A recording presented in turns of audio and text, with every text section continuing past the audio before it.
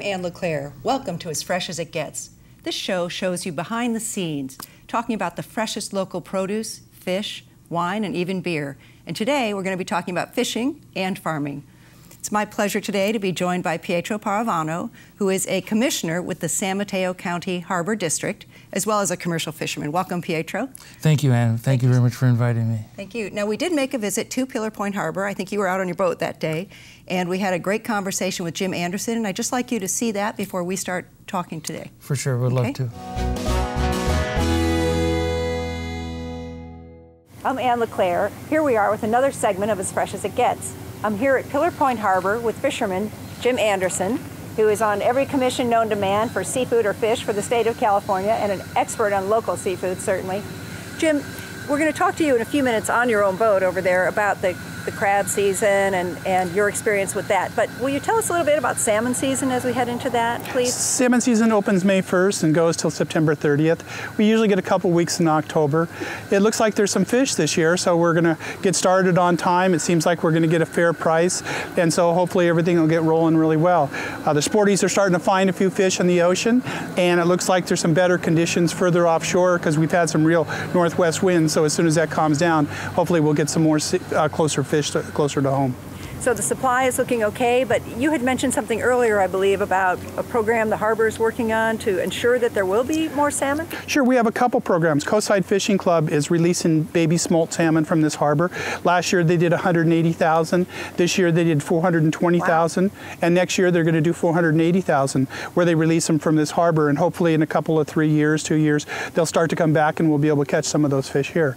We have another local, Mike McHenry from this harbor, that takes his boat as far close to Feather River Hatchery as he can, puts 100,000 baby smolts in that boat and actually barges them down river. Wow. And releases them at the Golden Gate. And so we have a study going on there to see which has a better survival rate and a less stray rate, and how the fish how much of those fish we actually catch in the ocean. Wow. So we're doing some experimenting trying to get more fish in the ocean. So some of our viewers may not know that you actually sell fish off the boats sometimes here, is that right? We have an off-the-boat sales here, and we have a new app for the off-the-boat sales that you can go to the App Store and find our fish line. You can also call the Harbor Master office, and they'll give you an idea of how many boats are selling. We sell directly off the boat. Sometimes we have crab and salmon. Sometimes we have some rockfish. We have a couple boats that do rockfish. Later in the summer, we have some albacore tuna. So we have quite a variety of different kinds of fish that are being sold right off the boat direct to the consumer. Now, is that normally on the weekends, or? We try to shoot for Saturdays. During the holidays, like Thanksgiving through New Year's, we're here every day because there's a lot of people buying all kinds of crab during that time of the year. And so we try to be here every day. But more this time of the year, we're trying to shoot for Saturdays and Sundays. And if we get enough fish and get blown in or something, then somebody will have something to sell off the boat during the week. So you can either call the harbor or punch up the new app and find out who's selling what. So should people come prepared with what, ice or a cooler, or is that something Exactly. provided? The best thing to do is throw a cooler in the car. That way, if you find something that you like, you can throw it in the cooler. If you want to go do a lunch or spend a few minutes at the beach or something, you can buy a bag of ice and put it in. And when you get home, you still have a real nice product. But by putting it in the cooler, you actually take care of the fish. So if someone just happens to be over here on the coast side and heading home, is there a way they can see who's selling what off a boat? Sure, you can go to the Harbor Master office, and right out in front of the Harbor Master office is a board, and everybody that sells that day will put their name on the board and what they have to sell. At the top of each finger pier, there's another board, so you can look at down each ramp and find out which boats are down the ramp selling what different products there are there. Well, Jim, thank you so much. Should we take a walk down to your boat and talk about crab season? Yes. Why don't you tell us a little bit about how you got involved in fishing, how long you've been doing it? I got involved in fishing as a little boy. My father helped start the charter boat business out of this harbor. They built the Miss Princeton and they launched it here in 1946. And so until I was 5 years old, I was riding every day and going fishing and sleeping in the sink and doing those kind of things. And then when I was 5, 6 years old, I started school, and I'd stand at the front door every morning when Father was leaving and want to go fish, and then Mom would go, no, you're going to school. So she made him sell the boat out, and then later we got back in the business. He ran charters, and I built this boat, and I've been commercial fishing. Now your boat's called the Elaine. Elaine. Elaine. I named it the Elaine after my mother and sisters. Their middle name is Elaine, and you're supposed to name it after your mother, so I named it after both of them. I was lucky enough to get it after both of them. Yes. Yeah. So talking about crabbing season, Jim, are there restrictions in terms of the size size of the crabs you're allowed to catch, or how does that work? Sure. We as commercial only catch male crab. We leave the female crab out in the ocean. Females are able to mate and hold sperm for like 2.5 years and continue to fertilize eggs. So we leave them in the ocean and we only bring in the males. We bring in pretty close to a 4-year-old male because they'll actually mate at 3. So we leave a whole year of broodstock and we leave all the females out there so we have a real sustainable resource. So we try to do it that way. Now, are commercial crabbers allowed to, do they go out before or after the recreational? Sport usually go out before us, and depending on whether we're holding for a price or something, they'll usually start at least a week or 2 before us, depending on where. In the northern part of the state, they actually start a month before they start, in the northern part of the state. But down here, it could be up to 2 weeks. So if people are anxious for crab season and want to know the opening date, November 15th. Always November 15th. It's in the record that we start November 15th. We preset the gear on the 14th, and we start pulling gear on the 15th. Right. The only thing that would stop us would be bad weather to make it unsafe, or some kind of negotiation on price or something if we have some kind of problems with that. Well, that's good to know. Yes. Thank you so much. Sure.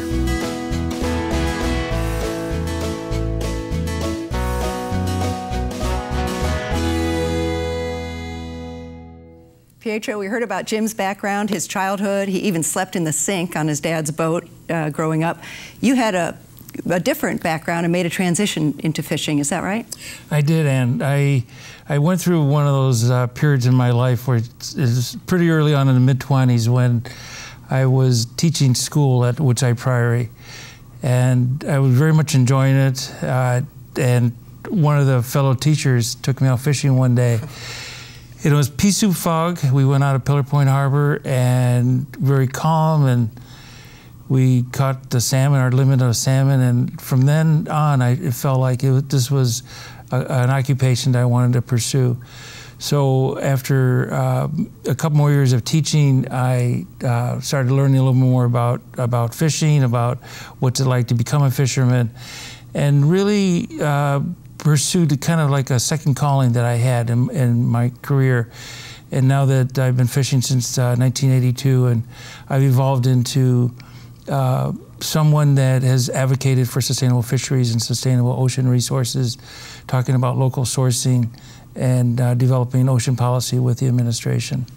Now, I believe, and please correct me if I'm wrong, that Pillar Point actually has a sustainability policy as well, or follows the Monterey policy. How does that work? Yes. Well, it starts with I think one of the guidelines that we have implemented, and it's a volunteer program at Pillar Point Harbor, is As Fresh as It Gets program, which sets certain guidelines in terms of if you qualify for selling your fish, you have to follow certain criteria set by the As Fresh as It Gets program.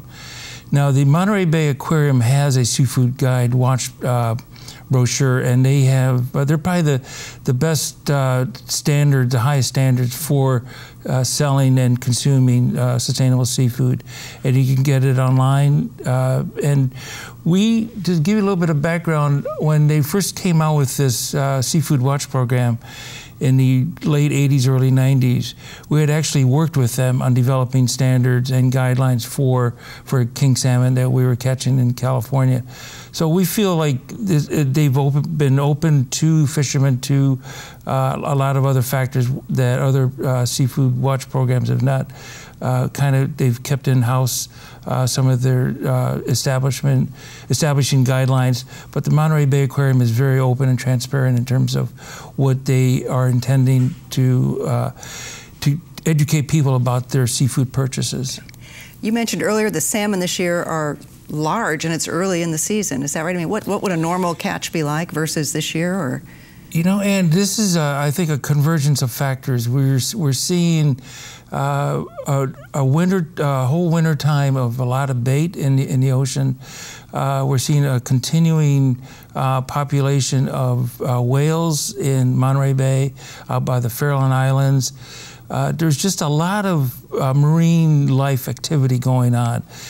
The ocean temperature has been on the cool side all winter. It's been ranging from the upper 40s to low 50s, which has been cool. And this has developed a lot of upwelling, which brings in a lot of seafood. And this is why the whales have been around, a lot of birds, aviary populations have been around. So it's been it's the connections that we're seeing in the oceans, and as a result of that, the salmon have been having a wonderful time feeding. And we started the season probably averaging in probably about 10 to 12 pound range, and now it's inching up a little bit more. So I would let the consumers know that probably by September, the salmon are going to be a lot larger. You mentioned, Pietro, you were talking about connections, and before we started taping today, you were talking about the connection between the bay and the ocean and seafood.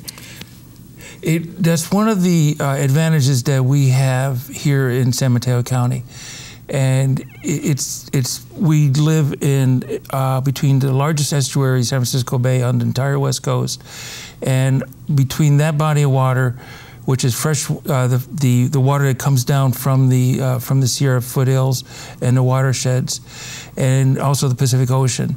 So the connection there is that we need an estuary such as San Francisco Bay to act more like a nursery, protected areas for the young larvae of fish to incubate, to survive their first few years, first few months of life, and then move out into the Gulf of the Farallones, out in the ocean. About 75% of all marine life spend a part of their life cycle in an estuary or a wetland. Now, I remember one of the most fascinating stories that you've ever shared with me over the years was the story of the life of a crab. Will you just tell that to our viewers? I'd love you to share that, please. Sure. The crab, we're fortunate that the Dungeness crab, in this case, that we're talking about, has really put San Francisco on the map. It's Fisherman's Wharf. It's an icon up in Fisherman's Wharf. And at the harbor, we see a resurgence of requests for Dungeness crabs.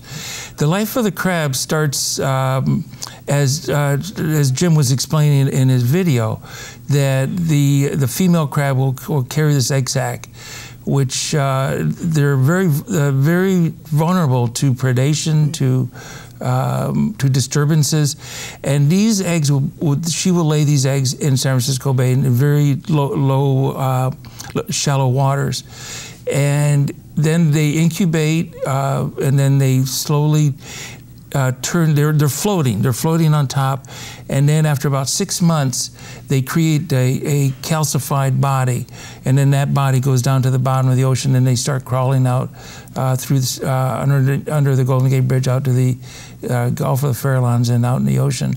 So it's if they're not allowed to have these areas in San Francisco Bay where they can lay their eggs and incubate for a while, then their life cycle is threatened and challenged, and consequently we'll see decline in their population. Now, I want to talk about you personally, and I know you catch all types of fish, right, as well as crabs, but I have to say your halibut is the best that I've ever had in my life, and I believe you don't just sell it off the boats, do you? You sell it elsewhere. Yes, well, halibut is one of those fisheries that we enjoy doing it. The halibut, being a flatfish, when you catch it, it's a little different. The response it's all hook and line caught, and the response that the fish has when it's telling you that it's on the hook is different, because it goes up and down, whereas a finfish, the tail goes this way. So it's more of a resistance type of a reaction that we see when we catch it. And this halibut lay on the bottom of the ocean or in the sand. They bury themselves in the sand. And when you troll for them, you troll and you kind of disturb the sand a little bit, so they kind of come up, and then you put some bait behind that, and then you catch your halibut. And where do you sell yours? We've been fortunate that we've been selling at 2 farmers markets, one in Palo Alto on Saturdays and the other in Menlo Park on Sundays. And the Palo Alto, we've been there since 1987, and in Menlo Park since 1991.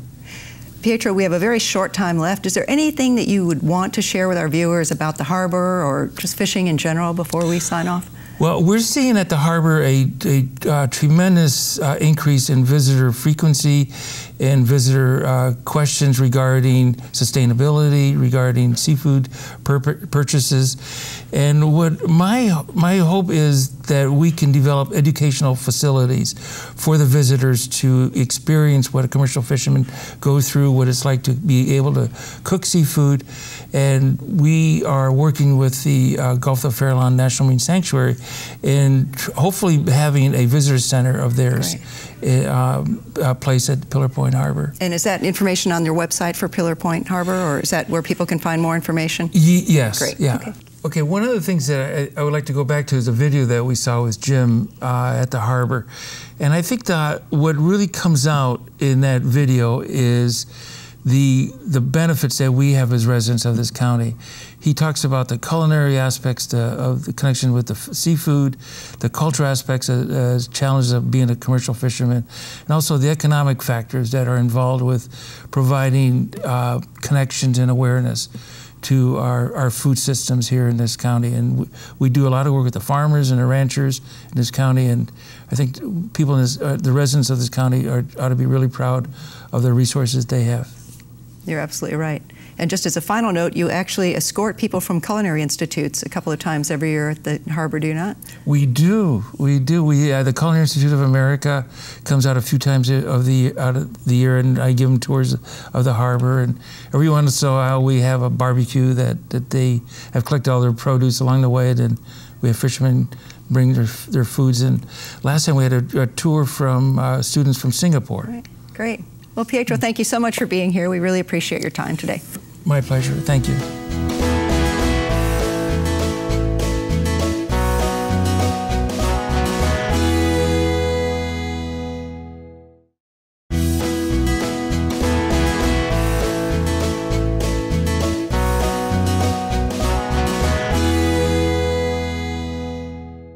I'm Ann LeClaire, and we're here with David Lea, owner of Cabrillo Farms, looking at yet more San Mateo County local produce, the produce that's as fresh as it gets. Now, David, you're a, what, third or fourth generation farmer in San Mateo County? Yeah, I'm a third generation farmer here. The way the farm got started was my grandfather immigrated from Italy in the 1920s, and he settled in Colma, and my grandmother came out about a year later. And after about 1 year in Colma, they actually settled right here in this area right here on these hills, and they grew a lot of cabbage, actually working for other farmers. And then, you know, as the years progressed, he went into business himself, and then he had two sons, my father and my uncle, and ended up in the Kehoe subdivision down in Half Moon Bay, and that's where they started farming. They farmed artichokes and Brussels sprouts and cauliflower and English peas. Wow. And once my father got back from the service, he was in the Navy during the World War II, he started farming full-time with my grandfather. And then about in the 1960s, he ended up over here in this area. They vacated Kehoe subdivision and came over here in Pillar Point Bluffs, and then across here to this ranch here in the 1960s. Wow. And so he formed a partnership with Bruno and Guido Santini and formed Cabrillo Farms. And I was just in high school then. I went on to Chico State for 2 years and majored in agriculture. And when I came back, I worked for the County Ag Commissioner for 2 years. Oh, I didn't know that. But my heart was always in farming. I always Right. wanted to come back. So after 2 years, I came and started working on the farm full-time in the 1980s, and I've been here ever since. So how has it changed? I'm sure you've seen it evolve quite a bit from growing up as a kid, being involved in it, and now being responsible for it all.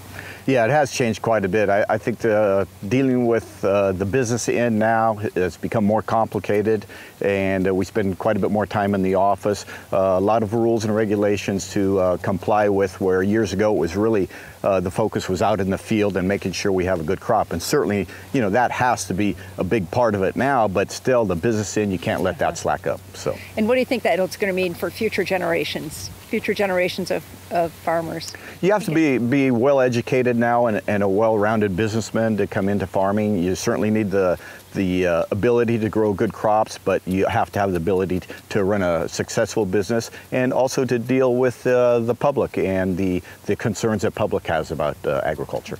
So David, how many acres do you have altogether? You have quite a bit of farmland. Yeah, we farm 200 acres here. The main crop is Brussels sprouts. It's about 150 to 160 acres of Brussels sprouts, about 5 to 8 acres of artichokes, 30 acres of English peas, 10 acres of fava beans, and a few pumpkins. Wow. Now, I've seen you during the season when you're working on the Brussels sprouts and processing them. How many pounds do you go through in a week or a month's time during the season? Seems like you're always at work with them. Yeah, we get cut, once we start harvesting in the 1st of September, we'll cut a good 20 ton a day, and probably throughout the year we'll harvest maybe, I'd say 16 to 1,800 tons a year of Brussels sprouts. And then what happens? I know you take them out of the ground and then you have a whole process they go through, right? Yes. Would you tell us about that? Yeah, we have our own processing plant here on the farm, and so most of our Brussels sprouts, well, probably 95% go to the fresh market. Years ago, it used to go to the frozen food industry, but we've pretty much changed with the consumer wanting more fresh vegetables. That's really taken off, and it's been a benefit to the farmer. So we really concentrate on that. But we'll harvest 2 acres a day. We bring them into our plant where we size grade them and grade for blemishes and what have you. Put them in 25-pound boxes. Some of them will go down to Los Angeles and get repacked into bags, and those will go to Costco and Walmart. Wow. But we also sell quite a few ourselves here locally, and they'll go to the some to the farmers markets, some to the terminal markets here in the Bay Area, and then get distributed to the chain stores. You can find our Brussels sprouts at Whole Foods, is a big consumer of ours, and they've been a real good partner. Safeway has also, they take them. But by going to the terminal markets also, they get distributed to like Lenardi's and some of the local chain stores also. Great, David. Now, we've looked a little bit at these artichokes. Are we able to take a look at some of your English peas that you have in the ground? Sure. So, David, now we're over looking at all of the English peas, and you said it's a little early for them to be out, right? Right. There's some early crops right now. Some of the other farmers are just getting started on picking English peas, but probably about another 2 to 3 weeks we'll have some peas. It's a very popular vegetable, this time of year, early spring and throughout the summer. And, once we start picking these, there's a pretty good demand for that, especially on the fresh market. They're very popular at the farmers markets. We sell to them. My sister sells in Walnut Creek and Palo Alto. She's been going there quite a few years, but we also have them available at the Ferry Building Plaza up there in San Francisco and also in Pacifica. Why do you think they're increasingly popular? You have any theories on that? No, well, they're so sweet. I think once you start eating English peas that are fresh, it's pretty hard to go back to cooked that vegetables. Is true. Yes. They're a disease. I mean, a disease in a good way. You can't stop eating them, right? Absolutely. And so people just actually crave them, So we do have a good demand, like I was saying, and we sell quite a bit fresh. And sometimes we can't even pick enough or raise enough English peas, because the one drawback about English peas, you don't get a lot of production per acre as far as boxes per acre. So you have to plant quite a bit of your ranch to gather any large volume. And so your volume of peas that you harvest is? It's pretty consistent what I do with my rotation on my farm, but I've had some requests for my farm to increase the production, but it's probably just not going to be easy to do right now. Okay. May we look at the fava beans? Sure. I'm not sure how many people have actually seen a fava bean plant before.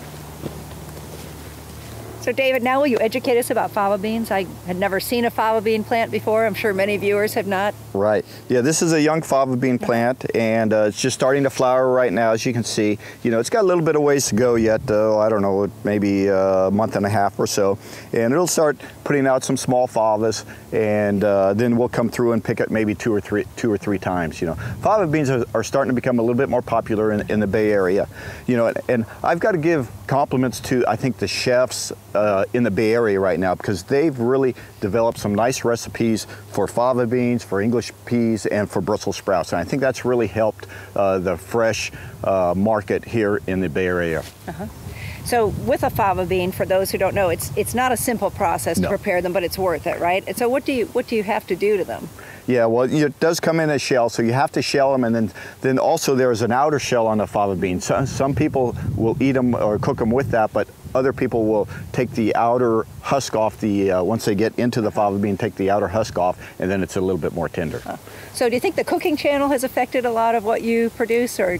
Oh, absolutely. Yeah, definitely. And like I say, I think that really goes to say with Brussels sprouts. I think they've done such a great job with the recipes. And the thing about Brussels sprouts too is that we've developed some varieties now that are more on the mild side. They're not as strong tasting as before. I was just going to ask you that, because oftentimes people say, I hated Brussels sprouts as a kid, and then they try yours, and it's like night and day, right? It is, yeah. No, they're definitely, I don't know if you could ever say a Brussels sprout is sweet, but they certainly don't have that bitter taste that we're used to years ago. And years ago, you know, it was just, you know, you'd boil them and it was bitter and it smelled up the kitchen and all that. Now you just don't get it, you know, because you don't get those odors and that taste anymore. And I've gone into restaurants and it always amazes me at the different recipes that they've come up with. And that goes with fava beans also, you know. To me now, on English peas though, the only way to eat English peas is fresh. Just get them at your farmer's market and grab them fresh. Exactly. But fava beans